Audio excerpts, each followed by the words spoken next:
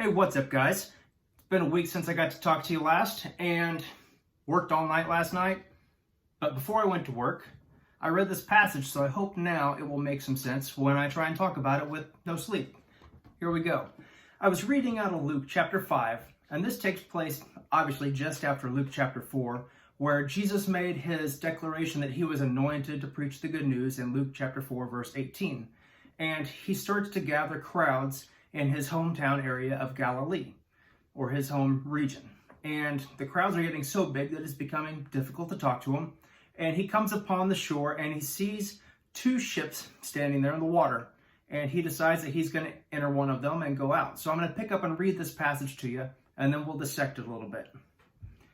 In Luke chapter 5, verse 2, it says, "And he saw two ships standing by the lake, but the fishermen were gone out of them and were washing their nets. And he entered into one of the ships, which was Simon's, or we know him as Peter, and prayed him that he would thrust out a little from the land.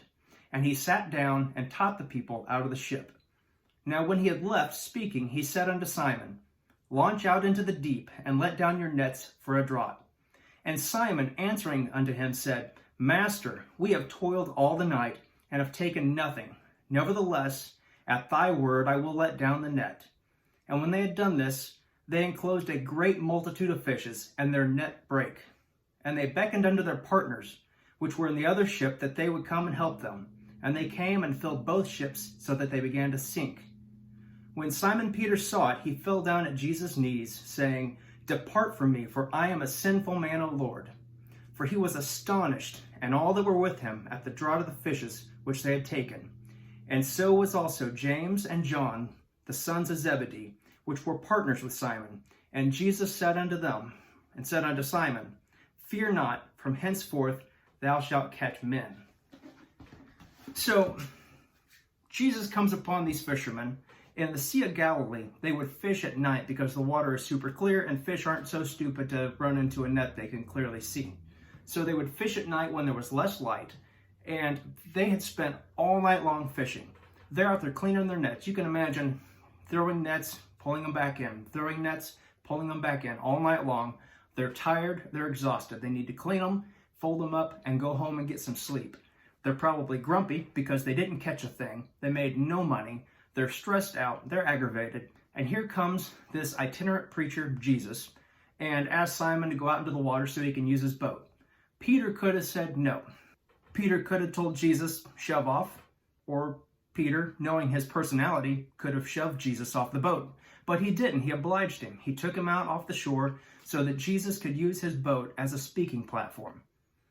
After he spoke, Jesus, having inconvenienced Peter for we don't know how long when he's tired and wants to go home, tells Peter, go out deeper into the water and throw your nets.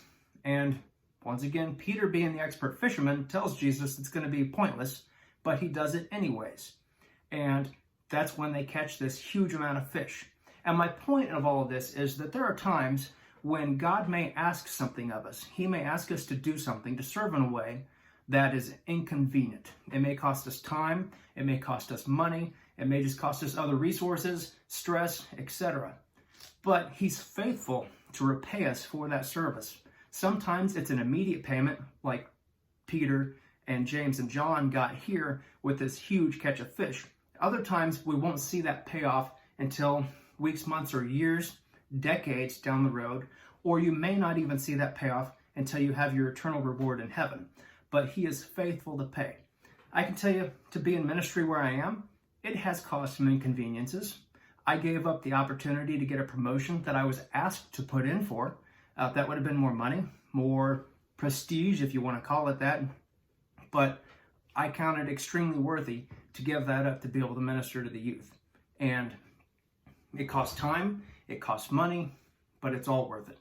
I say all that to say that we have this idea in some churches, in America especially, but throughout the world, of easy believism, that God doesn't require anything of us. And to a degree, that's true. We're saved by grace through faith alone, not by works. We can't earn our way into heaven. We can't earn God's love. He already gives it to us freely. It's a gift that we can't earn, freely given. But he does have expectations for our behavior, and he also is asking us to do things for his kingdom. And those things may be an inconvenience, they may be a cost, but they're well worth it, and He will see to it that you are well repaid for your time and your resources. I heard one minister say it like this: who would you rather work for, the man or the God who made the man? So regardless of what you're doing, the Bible says to do it as unto the Lord, and He will reward you. So, till next time, guys, see you later.